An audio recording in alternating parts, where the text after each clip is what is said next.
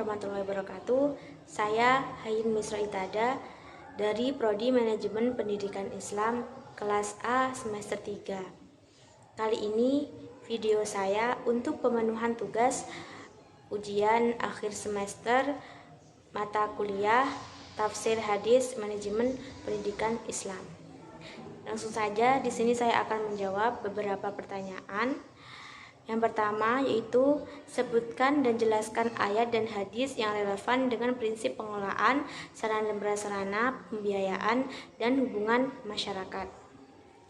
Untuk poin pertama yaitu prinsip pengelolaan sarana dan prasarana itu terdapat dalam surat Al-Isra ayat 26-27. Bismillahirrahmanirrahim.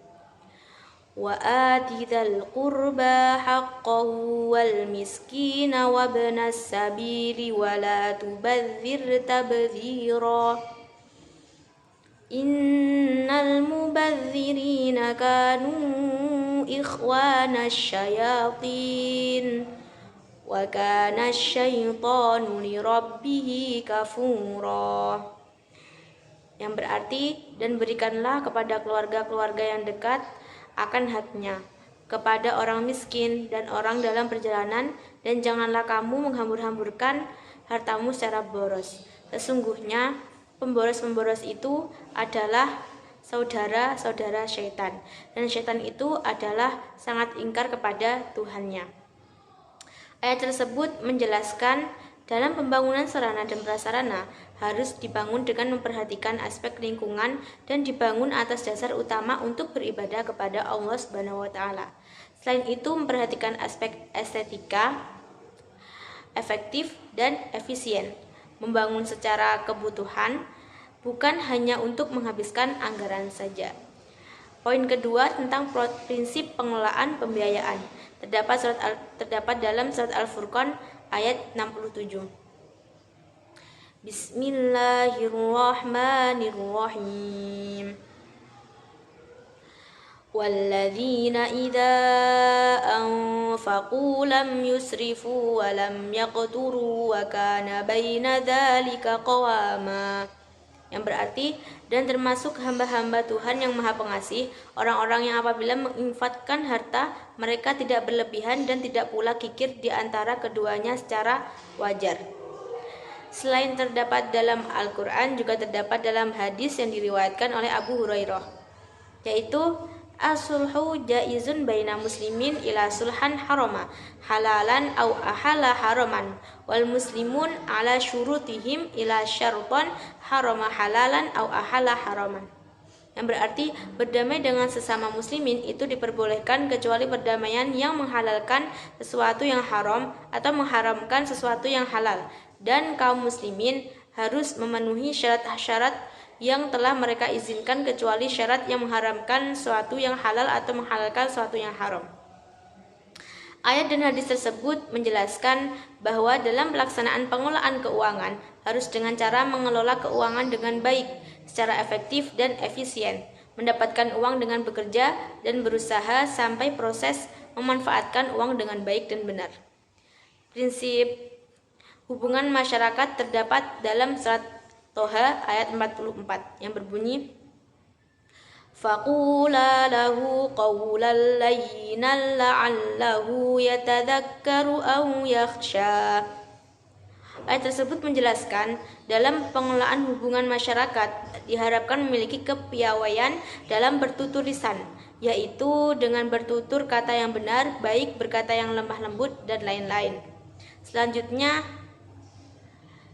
soal yang kedua yaitu sebutkan dan jelaskan ayat dan hadis yang relevan dengan prinsip adil, akuntabel, keseimbangan dalam manajemen pendidikan Islam.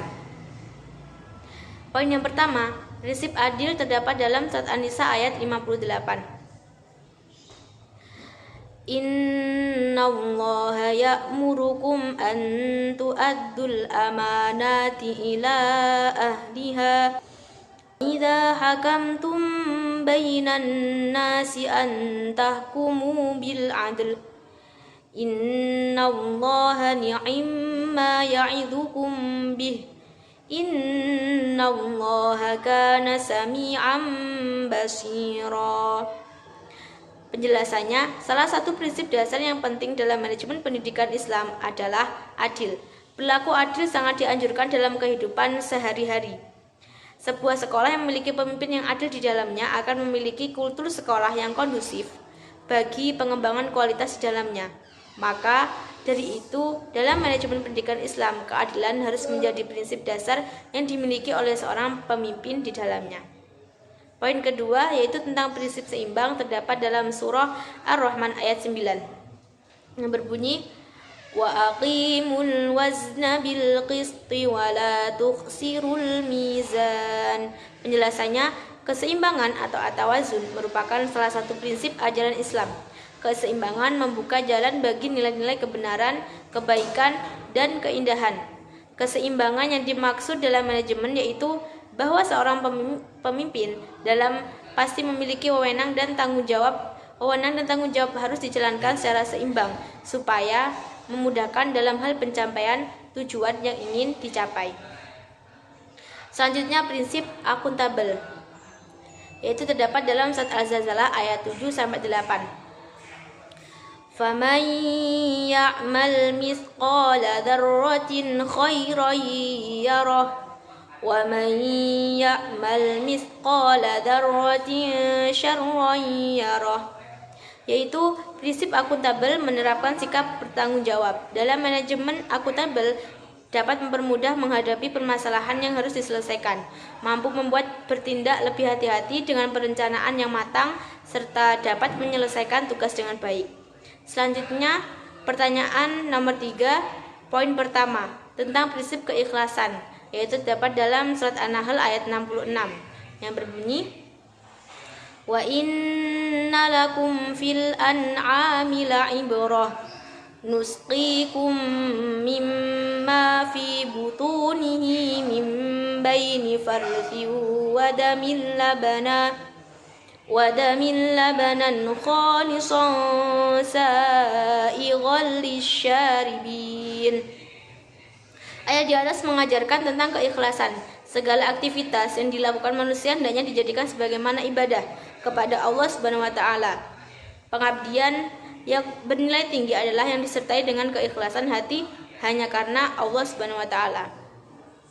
Poin kedua tentang prinsip kejujuran terdapat dalam surat At-Taubah ayat 199 yaitu ya ayyuhalladzina amanu taqullaha wa kunu ma'as shadiqin. Salah satu dari sekian sifat dan moral utama seorang manusia adalah kejujuran. Kejujuran merupakan dasar fundamental dalam pembinaan umat dan kebahagiaan masyarakat.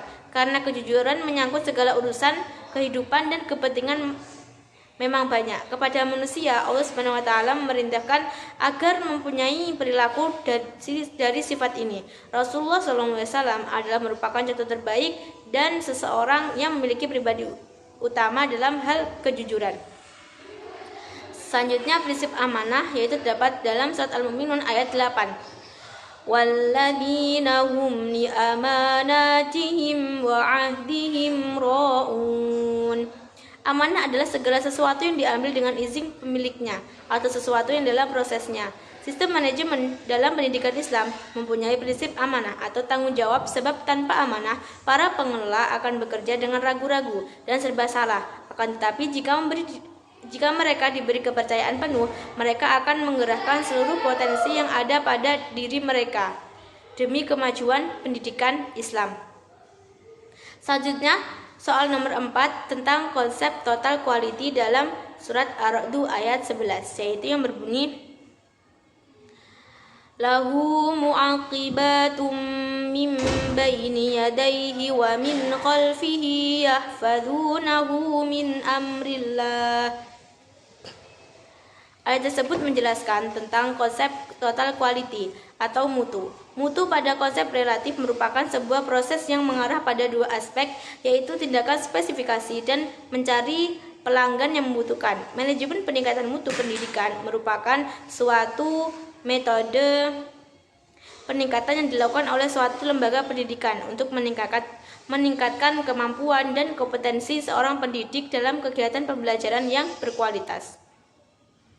Selanjutnya, soal nomor 5 yaitu kepemimpinan dalam manajemen pendidikan Islam. Terdapat dalam surat Al-Ahzab ayat 21, yaitu yang berbunyi, Laqad kana lakum fi rasulillahi uswatun hasanah liman kana yarjullaha wal yawmal akhir wa dzakarallaha katsira.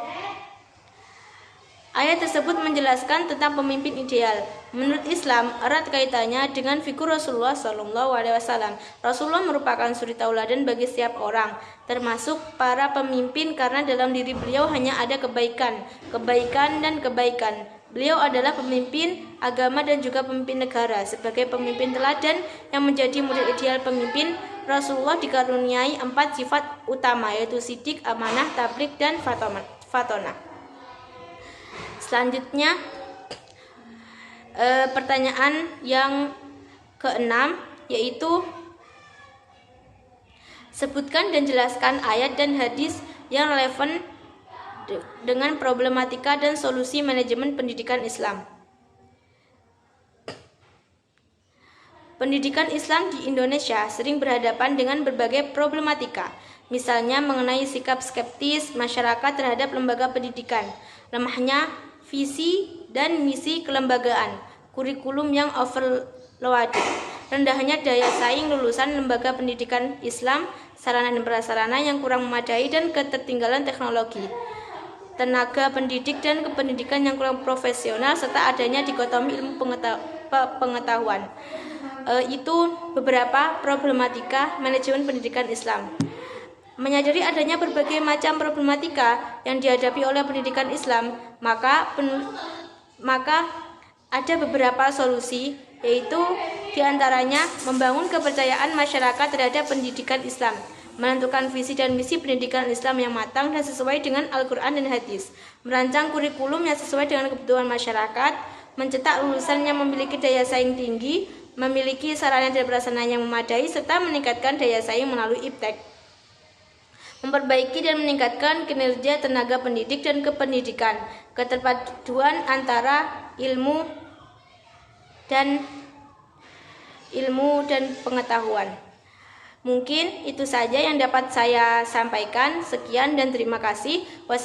Wassalamualaikum warahmatullahi wabarakatuh.